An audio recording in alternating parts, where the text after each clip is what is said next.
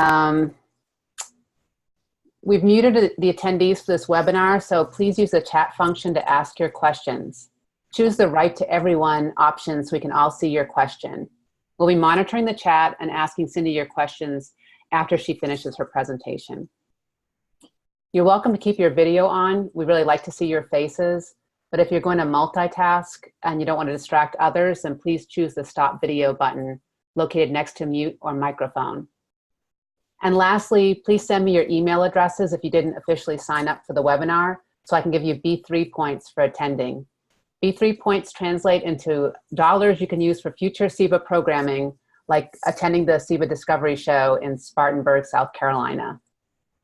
And now on to introducing our presenter. Cindy Dach is the co-owner of Changing Hands Bookstores and First Draft Bookbar in Tempe and Phoenix, Arizona. Because she wanted to help her booksellers learn skills that could be used in both the industry of indie bookselling and beyond, she launched a professional development program that offers sessions on time management, technology, sexual harassment, and more for both her employees and the wider community. Today, she'll present techniques for time management, planning, and organizing daily tasks, all with an eye toward completing the big picture projects. Okay, now it's over to you, Cindy. Thank you. Thank you, everyone, for having me. This is my first time doing a Zoom presentation, so I hope I do not embarrass myself or anyone else. I want to start by saying that I am not a time management expert. I did not get a degree in this. What I found is I became obsessed with time management, and I will tell you why I became obsessed with it, and read a lot of books, went to a lot of seminars, and what I found was missing was the retail component, the what happens when customers walk in, when colleagues walk in. So I designed a presentation that I felt helped me, but also would help my staff a lot. And then I had the opportunity to share it at Winter Institute this year. And I've done this locally with some friends as well. About 8 years ago, my father became very ill. And over 4 years, he was very ill, and I would get these sudden phone calls that I would have to go back home to New York. And on one of the trips, when I was getting ready to go back home, I was on the flight, and for the very first time in my life, I had an anxiety attack. And of course, I was having anxiety over what I was walking into, because that was very scary. But I realized that at this time, I was working on some very large event programs at Changing Hands, and everything was in my head. And I was having anxiety over if the plane crashed, all the stuff I worked on would never happen. How do I convey to everybody what I'm doing? And what I realized, my anxiety was over not being able to manage my time and manage the situation. And that basically, on that plane ride, I just started saying, I'm going to learn everything I can to become a better planner so I can be present with my father at that time, and I can also be present with what I need to be at the bookstore. So also with this presentation, there is a lot here, and it is unlikely that anyone will do all of these techniques. There's just a lot of techniques, and what I know is everybody learns differently, and everybody likes different ways of organizing. So I'm going to present a lot here. You're going to pick and choose, hopefully, what works best for you. And also in the future, I'm happy to dive deep on a lot of these things. So just thank you for having me today and letting me share this, and I'm open to feedback at the end of it as well. So this next phrase is the math that changed my life. When I started researching time management and how to apply it in especially a retail setting, I came across this phrase that says, for every minute of planning, you gain 10 minutes a day. And then 10 minutes of planning a day actually gains you 1 hour and 40 minutes a day. Now, this seems unlikely because I know so many people who say things like, I don't even have time to put that on my calendar or schedule a meeting. And this phrase here is 100% true. For every time you take a minute to put something in your calendar, to write something down, to send a reminder to somebody, you actually save minutes. The amazing math on this, that if you do this all the time, you actually can gain about 20 days a year. And when I heard that, I was like, I'm going on a 3-week vacation soon. I've never done that, but that's what 20 days is. So that is my goal. But I still reach these really busy weeks where I say, oh, I don't even have time to write this down. And then I force myself to get everything into my calendar. And I am just amazed at how much more time I gain. So this phrase should become your mantra. So this is a question I usually ask in a large group, but I usually ask how many people think they're good at multitasking, and about 50% of the audience raise their hand. Because we think if we can do a lot of things at once, we're good at multitasking. But scientists and neuroscientists have absolutely proven that multitasking is just a fallacy. You cannot do it. What you are really doing in that moment is you're fleeting between two things. You are dividing your attention between 2 or 3 or 4 things very quickly. And I'm kind of embarrassed to say this, but I used to be one of those people who said, I'm great at multitasking. And as I'm aging, I'm really noticing that I'm really not as good. I'm sitting in a meeting, I'll turn to look at an email on my phone, and then I'll go ahead and ask the question of something that was just answered. And it's really proving to me that I can't. So we have to know that we cannot multitask. As well as it's just a fallacy. There's no such thing. So this is my one safety message in the whole presentation. I feel that once I really understood that you cannot multitask, it really reminded me that we really should not be texting and driving. And that is the only safety message of this presentation. So a big thing that happens is we all get interrupted. In retail, we get interrupted by our colleagues. We get interrupted by those damn customers. My accountant and I joke all the time because sometimes he gets very frustrated, and I'll joke with him that if there were no customers and there were no staff, this would be the most awesome job on earth. And then I get him to laugh and cool down. So here's also, if we were in a room, I would ask you, how long do you think it takes once you are interrupted to get back on task? And people will say an hour, sometimes people will say 24 hours, sometimes people say 5 minutes. The actual science is when you are interrupted, it takes 25 minutes to get yourself exactly where you were when you left that task. So if you're working on a narrative, let's say, or you're working on a schedule, and someone says, can I talk to you right now? You don't get back to that place for 25 minutes. So some of the, when I learned this, I just realized this is where a lot of my day was getting lost, was in those 25 minutes. So how can I manage, knowing I'm going to get interrupted, how can I manage this and set myself up for more success? So the next piece is I'm going to show you some of the tools around this. This one is my 100% favorite tool that I do, and has absolutely changed my life. And it's one that, my staff now jokes with me. I'll have a meeting with somebody about a project, and I'm like, did you time block that? And they're like, yes, I time blocked it. And then they'll come in and they'll say, I time blocked it. So time blocking is, in one way, it's really just making a date with yourself. So we put things on our to-do list and we hope to get to them.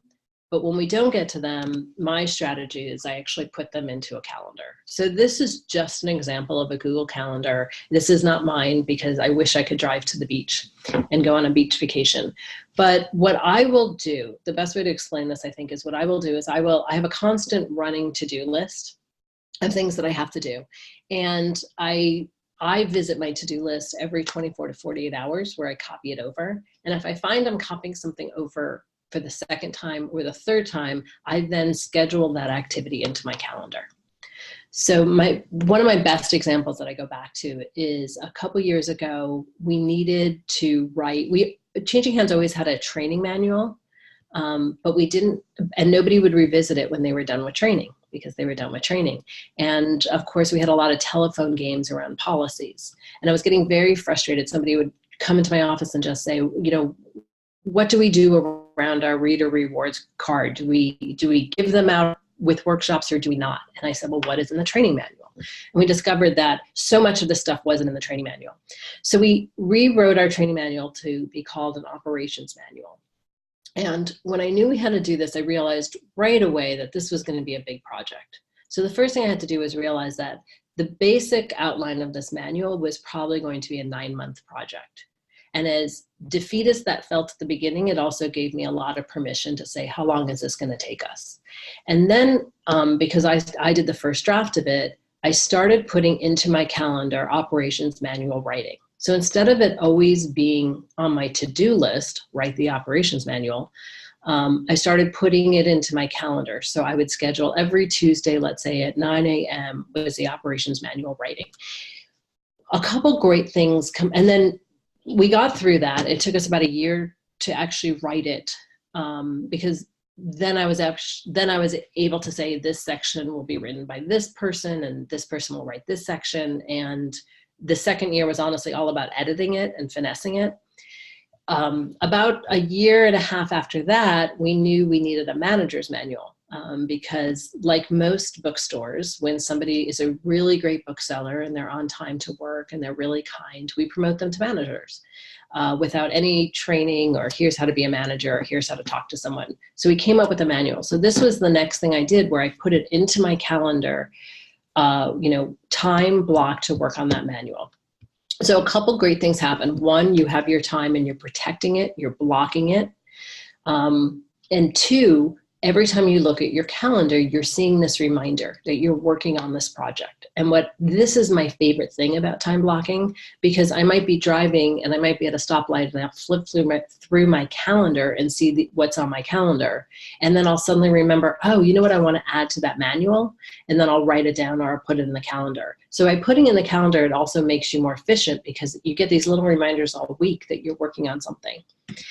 The other thing is, once it's in your calendar and, it's in your calendar for noon on a Tuesday, and Margaret Atwood calls you and says, hey, I'd love to have lunch on Tuesday at noon.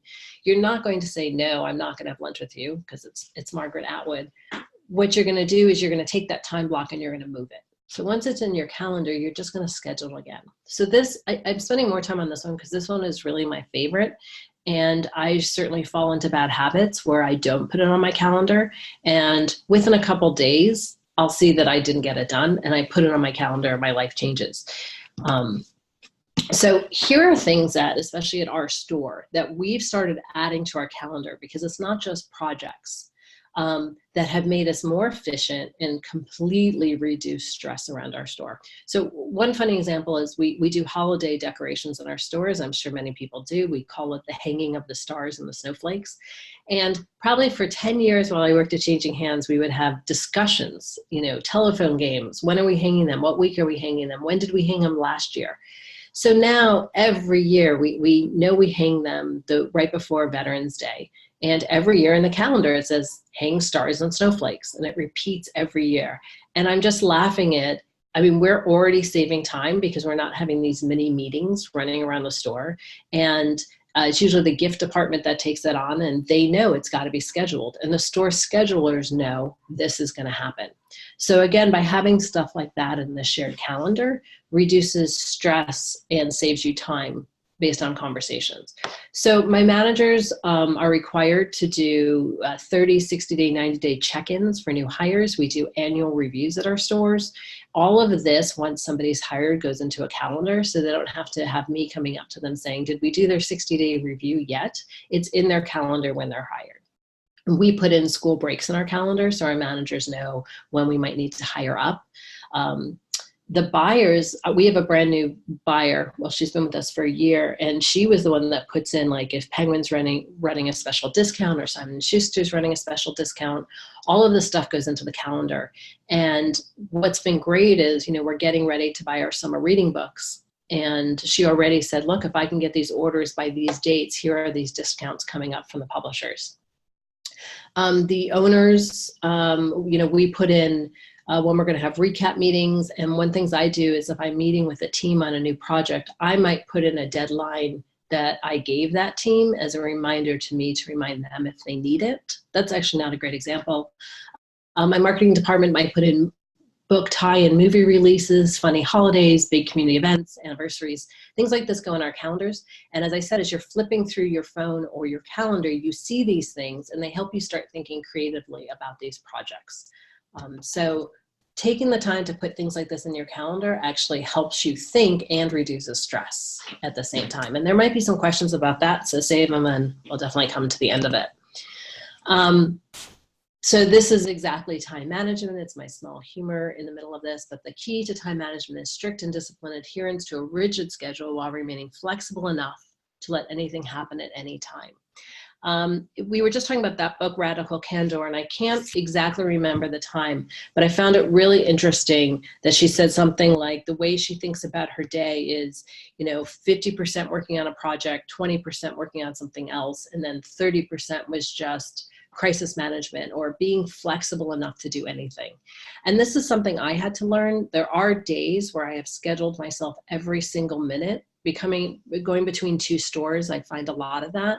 But what I've had to really learn was make sure I have enough flexibility in the day to handle anything that comes our way. And definitely managers have to think that way, but I think all of us in life have to think that way all the time, is allowing some time to breathe, but also manage what comes your way and not having to say no to it. So managing projects and interruptions, some of my other favorite stuff. So this is called the Pomodoro technique. I did not invent this. You could go online and see it. I believe it was invented in Italy. And this is, I'm going to go back to writing of the manuals. This is a technique that I used because starting a big project is really hard, especially when you know it's going to take 9 months, because you might say, oh, well, I can start it next month. But you can't, because next month you really only have 8 months left of your plan. So this is a way when you have a big project, maybe it's an introduction, maybe you want to rewrite a manual, maybe you just want to think about something like a new event that you want to create or a redesign in the store, but you need uninterrupted time. So the Pomodoro technique is you set a timer for 25 minutes. You know what, before I actually read this whole thing to you, which I'll do briefly, you also have to, in the end, find what works for you. So this is the technique which you set a timer for 25 minutes and you commit to not being interrupted. So you might need, if you're working in your stores, you might have to say, hey, I'm going to be working on this for the next 25 minutes, and warn people ahead of time. If you share your calendars, you can even, put in the calendar, uninterrupted 25 minutes. While you work, of course, your brain is working 1,000 ways, and you might say, oh my God, I was supposed to, open the storage container at this time. If you don't need to get up and go, then just write that down next to you on a sheet of paper, but go back to your project. If you get interrupted, because of course, most of us have, open door policies. I could talk to anybody. You don't want to make anyone feel bad for interrupting you.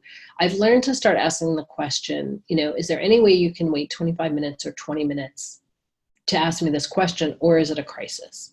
Of course, sometimes it's a crisis. Somebody just fell in the store and cut themselves.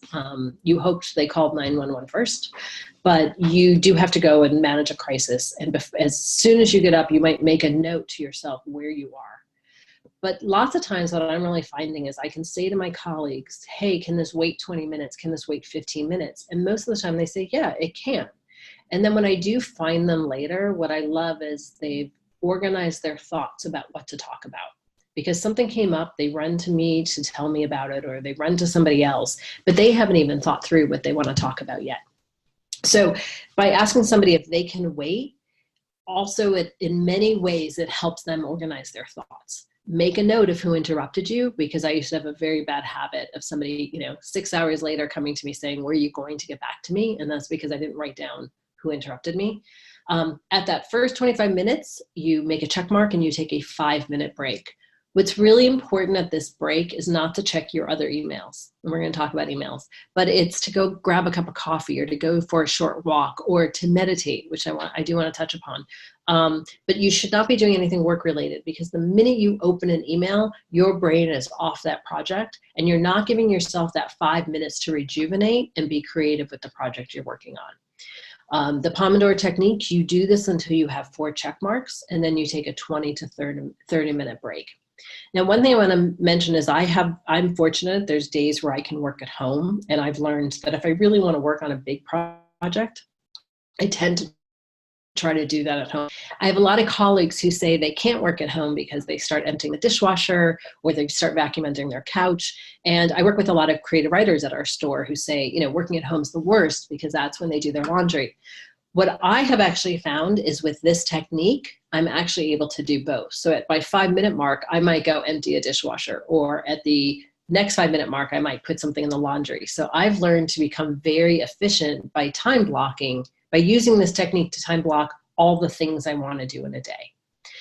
Now, I've done this a few times now to teach myself how to do it. And what I've learned is sometimes it's a timer for 15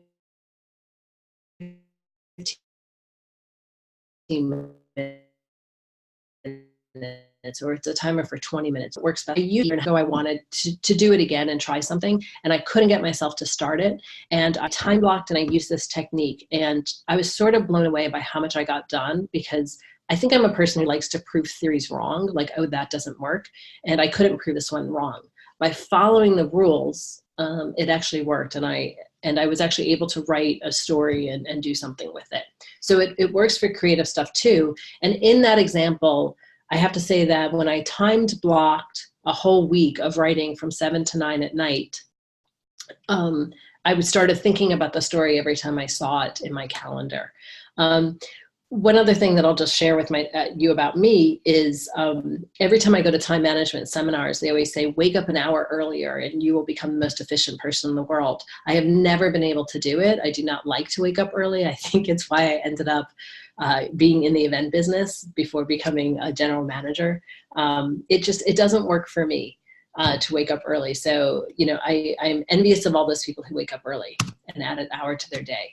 So other outcomes of the Pomodoro technique is you learn how long it actually takes to complete a project. So after I finished the operations, we finished the operations manual. I didn't write that. I knew how long the manager's manual was going to take me.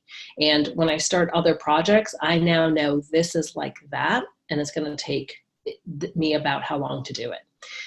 You learn that others can wait 25 minutes, and they learn that too, and that's a remarkable thing. And then, as I said about the things I do at home, you start getting really good at delineating work time and free time.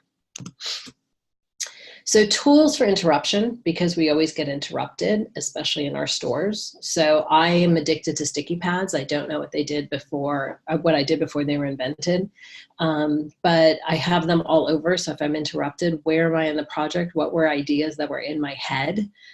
Who interrupted you? Or what project interrupted you, or what urgent text did you get?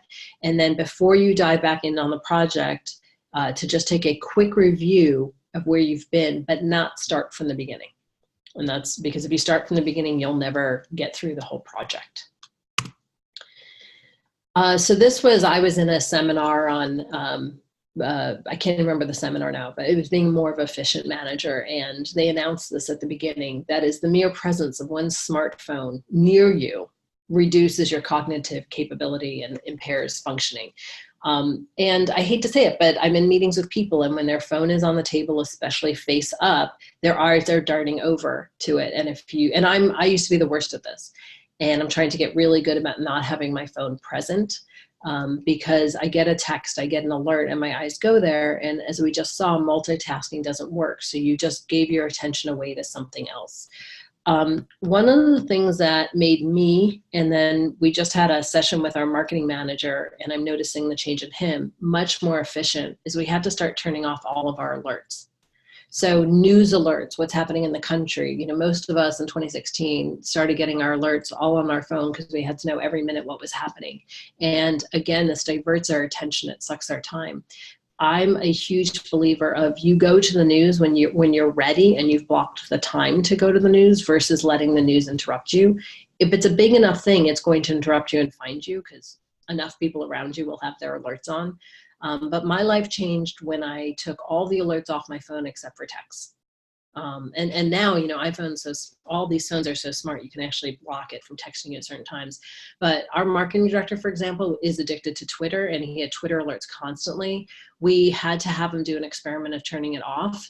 And he even announced yesterday, he cannot believe how much more work he's getting done because he's not interrupted by the world falling apart every 4 minutes. So I do highly recommend turning those alerts off.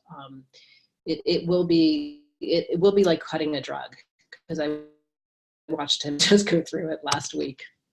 So planning, how do we plan our time? I'm going to kind of go through this one fairly quickly, but if you're planning a big project, when we were opening our second store, I wanted to get everybody organized, not do it on emails. And we used Asana, which is like a separate, and I know a lot of people use this. I know Word Bookstore in Brooklyn pretty much only uses Basecamp for their store. It's a great way of containing all the communication, all the projects, all the spreadsheets, all in one program. And I'm a fan of these. At Changing Hands, my staff, our colleagues range from 19 to 75, and this just didn't work for everybody. So we use Google Suite when we're working on projects and we're trying to manage what we're doing, but there's so many amazing programs out there like this that can make people just a lot more efficient and companies more efficient. One thing, I actually threw this slide in there. I had taken this out, but some tools that I learned from my staff that I had shared with them that they really liked for managing time is setting alarms, of course, and I'm sure many of you already do this, entering things in the calendar. Geotags are pretty amazing, and I'm amazed at how many people don't know about this, but an example is I, on my phone, have a list for Home Depot, and I just add to it all the time. And then anytime I'm driving by a Home Depot, my geotag goes off. So I don't have to think I need these things from Home Depot or I need it now, but my geotag goes off. And this is a great way of organizing just yourself as well. And a lot of people don't know about geotags, but they're on your phone. Reminders and alerts, I've learned people I work with will set reminders that they have to be at a meeting at a certain time. You have to just find what works for you. So timelines. I'm addicted to timelines in part because I used to be the event manager. I loved being the creating. I loved being the producer. But then as I had to get into general managing, I had to learn how to work with other people and trust them. But instead of me annoying them by saying, did you do this? Was this done? I wanted to look at a big picture and help us all think through what had to be done when. So this is a timeline. There's timeline softwares out there, but this is one that I created in Google Sheets. And what what you're actually looking at is I work with a nonprofit, and we're going into our 10th year, but we run this amazing event called a Pie Social, where the community comes together and eats pie. And what's great about this event is it's 10 years, we're going into our 10th year. So if you look at the top, this is, and in this one, we start planning it in August for an October event. This year, what's great is we actually started planning it in February. But this is an old timeline. This is from, I think, 2015. Across the tops and the weeks and the days is before the project. Down the left side, the left column is who is going to do the project, the action. And then you put into each block what needs to be done. Once something's done, they color in their box. I might be talking about this too simply, but I think, and I'm happy to talk about this more later, but I don't want to spend too much time on this. At Changing Hands, our Phoenix store has a bar in it, a beer and wine bar with coffee, and we do an event called Craft Rave, which is 5 hours of crafting. And it's a really fun event. And what's great is we're going into our 4th year, I think, on that event. And I was able this year to assign it to a new event manager. And it's so great. She's got the timeline. She knew when the press release had to go out to the artist, when the call to the artist had to go out, when we're going to be printing the postcards for this event. So I don't have to worry it. All I have to do is open the timeline and see what's been done or not been done. But what's also great is if something happened to her, and this gets back to my father on the plane story, I can jump into that timeline or hand it to somebody else and see what needs to be done. So I love timelines. For stores that do events or just have big programs, this is one thing that this was the first thing when I got off that flight that I created because we had a big event coming up. And I'm sure lots of stores have these. These are day of timelines. We do a lot of big offsite events with authors. For example, a couple months ago, we had one with Madeline Albright. And I don't know if you do this, but we used to waste a lot of time on the day of the event running around saying to each other, did anybody put the books on hold? Where are the books? Where's the cash box? Where's the standee? And then we would get to the venue and we would forget the cash box or we would forget the standee. And I hope nobody does that. But we created this list of what has to happen when we do an offsite. And then we allocate it by time. And this week I was really impressed. We have Neil Patrick Harris coming on Thursday and a newer person is running the event. And it felt so good. It worked. I was shocked because I created this list and I tend to have a little bit of control. It's like my baby and I love filling it out. But our children's manager got this form and filled it out. And what was so great is she called the publicist and was able to say, how long does it take him to sign this many books in a pre-signing? And she scheduled the whole thing. And it also served to her as a reminder of what she needed to do. Now, Brandy's our kids' buyer's name. If something happens to her on Thursday, she wins the lottery and takes off, or something happens to her mom and she has to leave town, this sheet is done and we can hand it to anyone else who's working that event. And that has happened. So again, that reducing of stress, and it just, you know, if something happened to her and she got stuck in traffic, I don't have to then have a conversation about what we're going to do and what needs to get done. We pull up a form like this. So yes, it might have taken her 45 minutes or an hour over the week to fill out this form. It saves us on Thursday hours of stress. And if something happened to her, we could just hit the ground running. And I'm a big fan of these, and you can almost see on the bottom that we've kept all the past ones, so we copy and paste. One thing I noticed we hadn't been good at, because Madeline Albright ended up arriving an hour late to her pre-signing, is I didn't put those notes in there. So I need to be able to put the notes in there so somebody knows how to adapt and learn from that. So here's a big thing. Let me just check time. Okay, so here's a big thing is sometimes we find that we actually don't know where the day goes. How long did something take us? This tool, I was at the airport and I picked up one of those little Harvard bookstore reviews, tiny little books.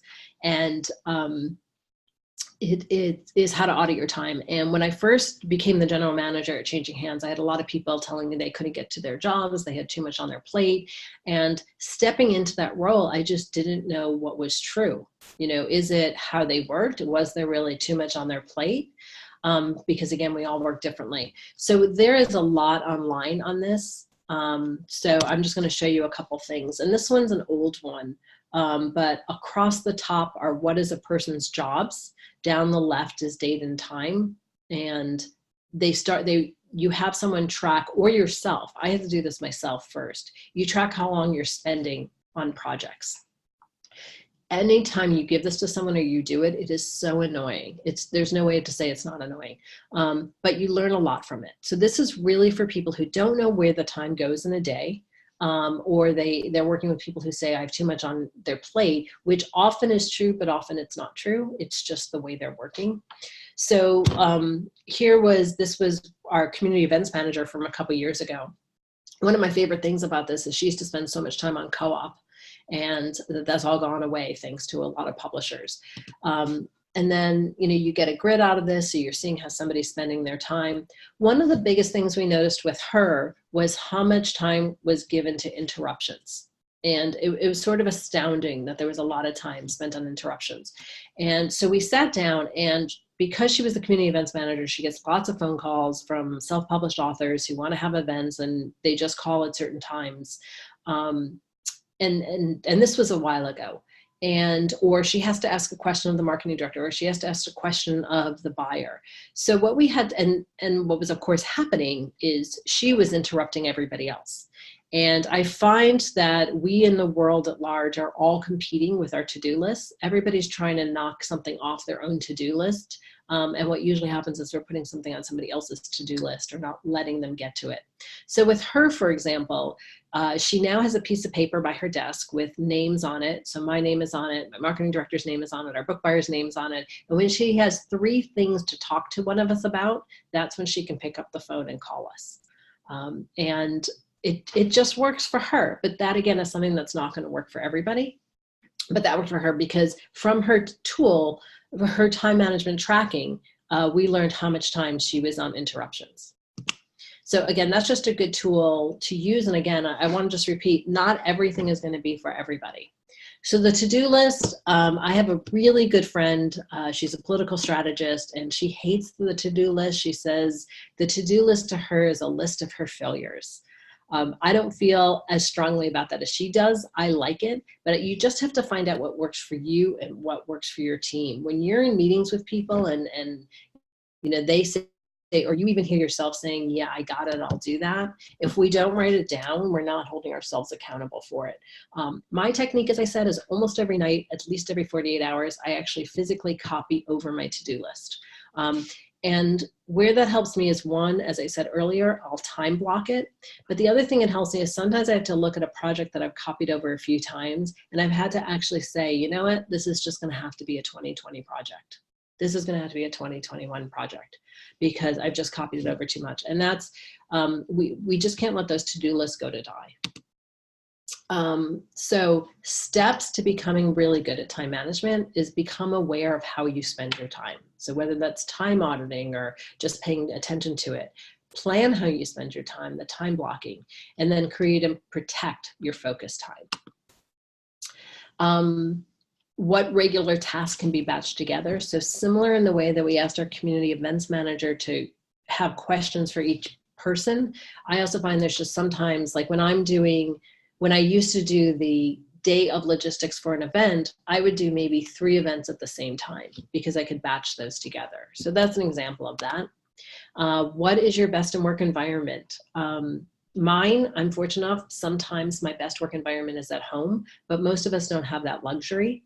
And sometimes it's really hard. My Tempe store, I have an office. My Phoenix store, I work right in the middle of the store. I often work at the registers. So what I've learned is I can answer emails when I'm at the register, but I maybe can't do a timeline or I can't plan a manual at the registers. So I think about where I can do different projects. What are some of my biggest distractions and what can I do to control my work environment? And a lot of so this is actually my goal in life. I would like to just be sit and peaceful and attract a lot of money. And I believe brilliant time management can get us all there. So this is some stuff from the experts. I don't really think I need to read it, but there's so much out there. Doing the biggest task first is a really hard one to do because we look at our to-do list and want to do those easy things. But if you leave the biggest task to the end of the day, it will cause you the most stress, which takes time, and you might not get it done. But it's highly recommended from the experts to do your biggest task first in the day. A big one, and I'm sure you've all read this, is not to start your day by looking at emails. As a late riser, I do not subscribe to this because I'm often in bed looking at my emails, and right now I'm 3 hours behind the East Coast, so I have to. But the minute you open your emails, that will change the course of your day. So it is highly just recommended that, the first 30 minutes of your day should be about you planning your day, reading, meditating, and then you're going to control your day and you're going to come what's at you. I assume most people are doing this now, but I keep running into, I have a new manager who we're retraining. Just working in the cloud, like Google Docs, Google Sheets provides you flexibility. I recently had to get a tire repaired. I was thrilled to find out my tire repair shop had Wi-Fi. And because we work in Google Suite, I was amazed at how much I can get done in the tire shop. I have managers who are still using Docs, Word, and Excel, and it continues to be a problem. They need to be on certain computers, or they can't work on something, or they can't fix something until they get to it. So we're trying to just completely work in the cloud as much as we can. End of the day planning. One of the secrets that has changed my life is the last thing I do every day is I check my draft folders. It is amazing what goes to die in a draft folder, often emails that you thought you sent. Google has a lot of new tools, including a tool that's coming out this week, which you can start scheduling the send of an email. I'm really excited about it. I keep looking for it every day because we work 7 days a week, and sometimes I want to send something to a manager, but it's their day off, and I know that's stressful. And as an act of empathy and kindness, I hold emails in my draft folder to send to the person when they work next. Yes, that's more work for me, but as an owner, I can take that stress on versus causing them to look at their emails on their day off. But I'm very excited about this new Google tool where I can just schedule an email to go to somebody when I wanted to go to somebody. But I'm also actually, let me take a second to talk about, we're good on time. There's, when you get interrupted, we were talking about that 25 minutes. I have a friend who says it's actually 25 hours when you get distracted. And she used the example of you get an email, you start writing it, you get interrupted, and then you don't go back to that email until the next day. But the problem with that email is you were thinking about it all night. It's sitting there, it's not going out. So again, that draft that those emails, you just have to block that time, but sometimes you have to start writing something to put it aside. When I was at Winter Institute, one gentleman suggested that when he has a difficult email to write or a proposal to write, he writes it in a Google document and he closes his email down to avoid distractions. Another person said that they always turn their phone into airplane mode when they're working on a big project. So we can't stop interruptions, but we can manage them. So end of the day planning, as much as possible, know what's coming at you for the rest of the week, and that will reduce your stress. So what it means is you have to plan time into your day to review your calendar. Don't let it surprise you. And this used to be my life all the time, that I swear the minute I thought I had free time, I would just find everything I was forgetting. And I can honestly tell you that as I started adopting these techniques over the past 4 years, I do embroidery artwork on the side. I joke that it's my therapy time. I can actually be driving home from work or heading home, or sometimes in the morning wake up because I have a late meeting and say, I actually have the free time to sit down and do some embroidery for a while or to go for a walk. Before I use these time management techniques, I would sit down honestly and say, oh, I have free time, and then realize 6 things that I didn't do, or I didn't have on a list, or didn't time block, or didn't know when I was going to get them done. So this technique, these techniques have worked for me. And I hope there's a lot here that you can take away and work with you. And that's it. Thank you, everyone. Now we do have questions. Wanda, did you want to do that, or did you? I have them here. I'm ready to do it. Okay, great. So the first question, we can all manage how we deal with interruptions with these tools, but how do you decide when it is valid to interrupt someone else? Such a great question. And my staff asked that question. So I'm really bad at it. I used to be. This is something I'm really working on. I have a bad habit of thinking of something and walking out onto the sales floor and saying to somebody on a register, hey, can I talk to you right now? Because there's no customer in front of them. So I am much better at, a lot of my staff, by the way, uses Google Chat. And I have people who love it and hate it. Some people say a Google Chat is being interrupted. So we're learning to better ask the question, can I talk to you right now, or do you have office time later that I can sit with you? If it's not a crisis, we have to schedule that time to interrupt somebody. And when we're getting ready to interrupt, we have to be very thoughtful. So I'll do that same thing. So my Tempe store manager's name is Drew. I always have 1,000 ideas that I want to talk to him about. I have his name on a piece of paper next to my desk. I write things that I want to talk to him about. I'll look at his schedule, see when he has office time, and then send them a note and see if I can meet with them then. Sometimes, like if we're having a big event at the store, it is just no bar, interruptions for everybody. But we have to be really mindful. And also we have to walk into somebody and say, is this a good time to talk to you about something? Or can I come back later? And give them the permission. I had to say to my staff, I'm giving you permission to say no, not now. And nobody's getting fired because they said no, not now. It's something I know we all need to be better at. Have you explored hiring a virtual assistant to pre-sort emails into the most urgent? I have not, although I use Google a lot. We use Google Suites. One of my new favorite functions they have is the snooze function. So, and I actually got this from Christine at Word. Every morning she looks at all of her emails and she hits snooze on the ones that she doesn't think she needs to deal with right away. And then they come back to you about 4 hours later. You can set that. So I do that a lot. I resend myself emails. And then Google, of course, does sort. I think I've just never thought of it, but I'm finding the Google functions have really helped me with that a lot. And what calendar do you use? And does everyone at the store use Google Calendar? And Yes. Where does your to-do list live? The one that you copy and paste over every 24 to 48 hours. So at Changing Hands, we all use the Google Suite. Everybody at our store has a Changing Hands email, which is a Gmail email. And I know there's a lot of stores that don't do that. And I know the labor around it. For us, I can't imagine not doing it. You know, a lot of this, and I'm going to come back to the to-do list, but a lot of this came up when we were really growing our events program 10 years ago.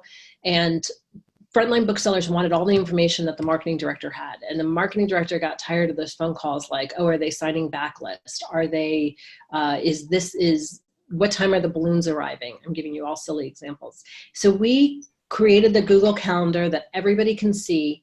And then our frontline booksellers created a template of information to go into that Google Calendar that the marketing department has to fill out. All those that book events complain about how long it takes them. There's no doubt. I honor their complaint. I listen to them, but it saves so much time, and the frontline booksellers have all their information.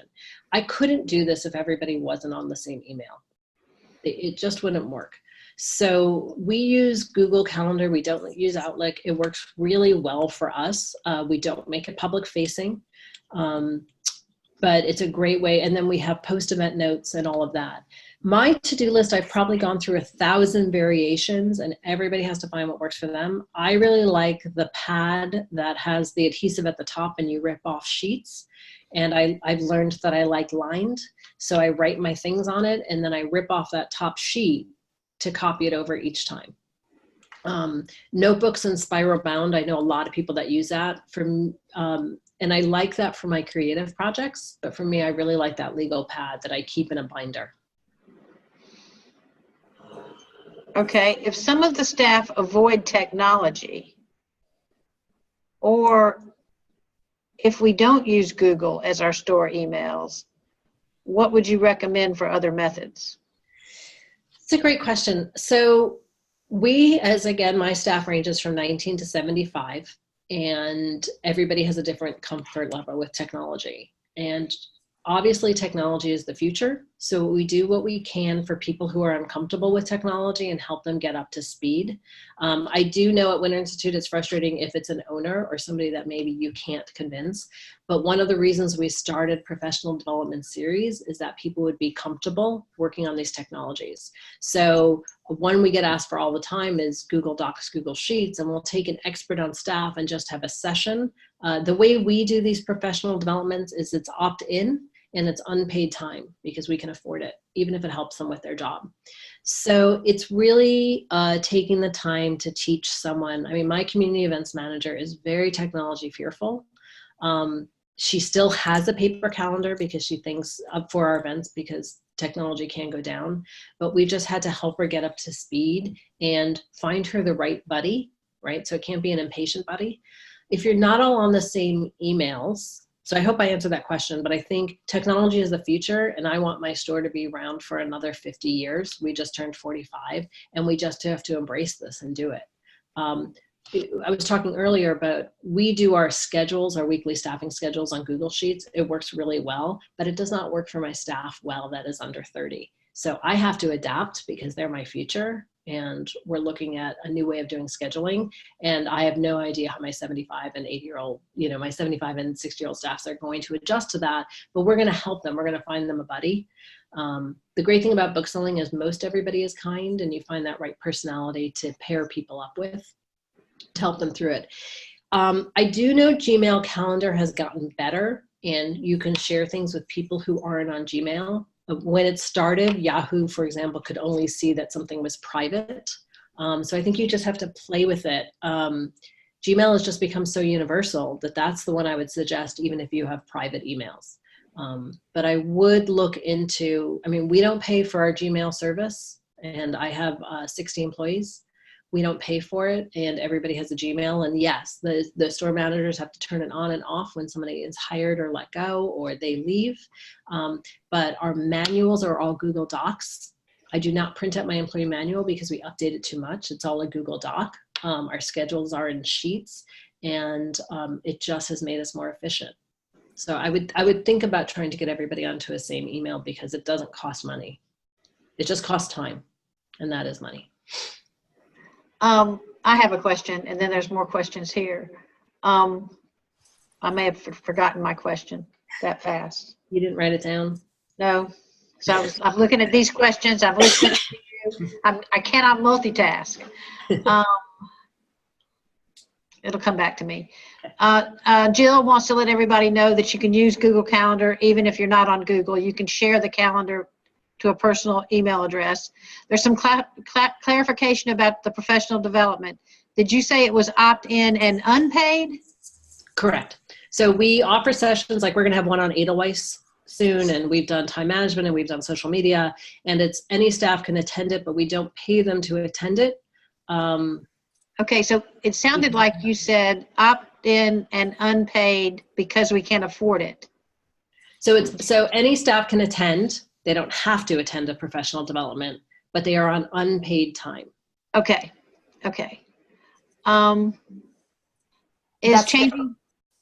Is changing hands grandfathered in with G Suite?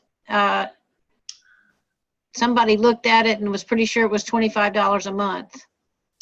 That's a great question. I can't answer it. We might be, because we were an early adopter. And Rachel, and yeah, a couple of them are. Do we pay for G Suite, Nikki? We don't pay for it, or we don't have it? Do we have it? I can't hear you, Nikki. I forgot I was muted. Okay. Kiva is grandfathered in. We do not pay for it, but we signed up very, very early. Okay. I think there is a fee to it. Okay. Right. You know, another reason, so yeah, we were grandfathered in. Now that we have 60 employees, I speak to my labor lawyer more than I'd like to. And people are not supposed to be emailing when they're not on work.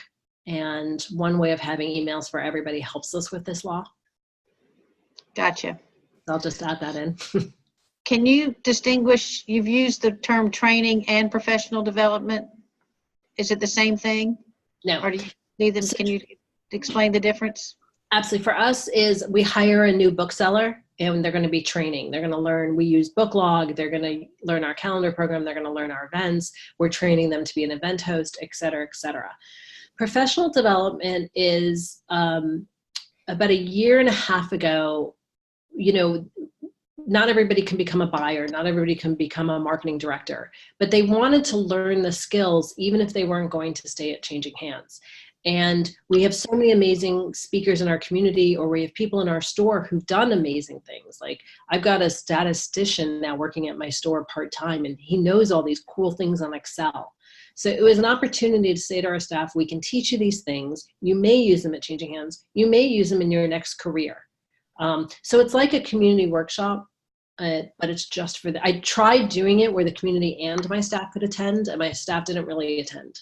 So we do it just for them. And that's the difference. Professional development is you could use it in your store, but you could also use it outside in your life. Gotcha. And I remembered my question. Good. So putting your manual on Google Docs, this is something Seba struggled with different things. Can anyone who can access the document change the document?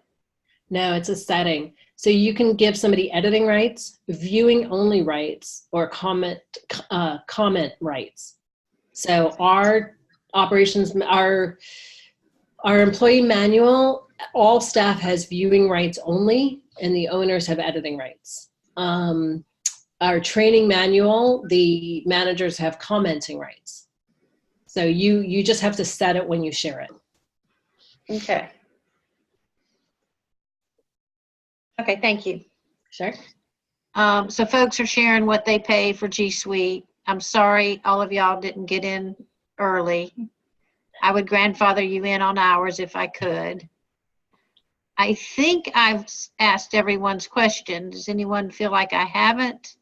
You know, I'll just add, maybe this would be a good question to the ABA to approach G Suite and say if maybe there can be some kind of membership fee. I mean, they just negotiated amazing terms with Eventbrite for ticketing. Maybe the ABA can approach G Suite for this. Right. It's a good idea. I'll email them when we finish this.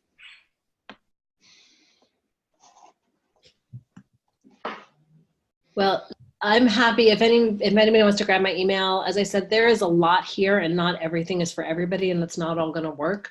I think for me, the most important phrases are remembering that planning, taking the time to schedule will save you time and stress. And I hope that's your biggest takeaway from this. And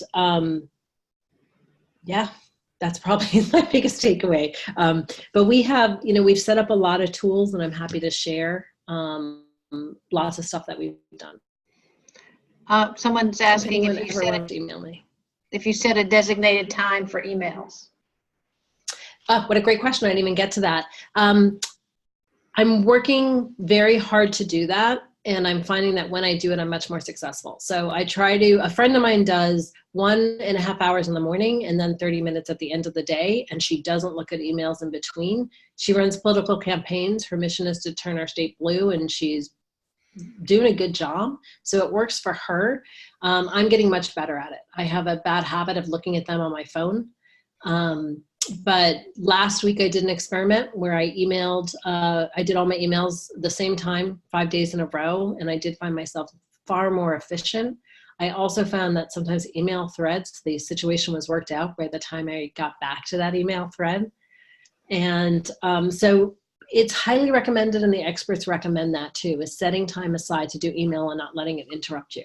I have to remind myself not to look at it all the time because, as I just said, sometimes things work out, and sometimes my staff doesn't want to hear back from me a minute later either. And that was a big thing for me to learn. So it's highly recommended, and I'm trying to get better at it.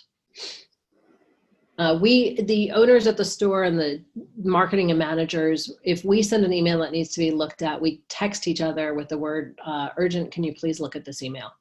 And then we know to step away from what we're doing and look at that email. And we use text for that a lot, to say, can you look at this? Can you look at this by tomorrow? Whenever I leave a meeting with a committee, we're doing more committees and teams at our store because we're growing, and we always set deadlines. I had a staff working on our project, and I said, just tell me by when you'll have this done so I don't ask you every day if it's done.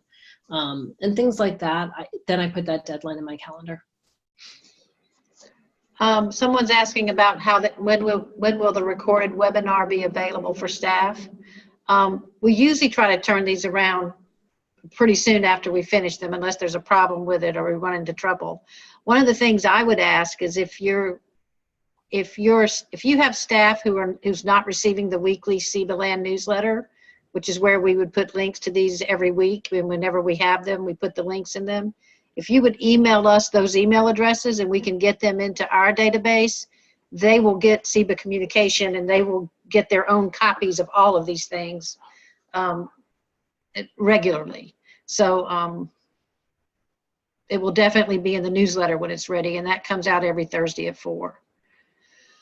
There's a question, have you experimented with implementing any sort of technology automation to help you or your store be more productive? And I think this question is to maybe everyone, not just, because Cindy, obviously you've shared the sort of, but is there anything that you've automated, Cindy, that's helped the store be more productive? I think so. Is there an example? Not in the question. Okay. Our timelines, our day ofs, I think, well, that's not really automated. We went from, we do a lot of events. So going from an internal ticketing system where I felt everybody had to go to our website to Eventbrite has been a huge move for us. That's been very good for us. So that's something that's automated. And I was very nervous about that switch. I know there's more because I'm a big fan of change, which can annoy my colleagues sometimes, but I really like change. We have community rooms and meeting rooms in our Phoenix location, and we're working on a feature for our website. Will be click here to see if you can reserve that room. Oh, here's a great one that I automated. Sorry, this one changed my life also. Like everybody, we all get these requests to sell books at, or as they like to say, we have an opportunity for you to do a pop-up store at this conference. And not only me, but my community events manager would spend so much time on the phone gathering information.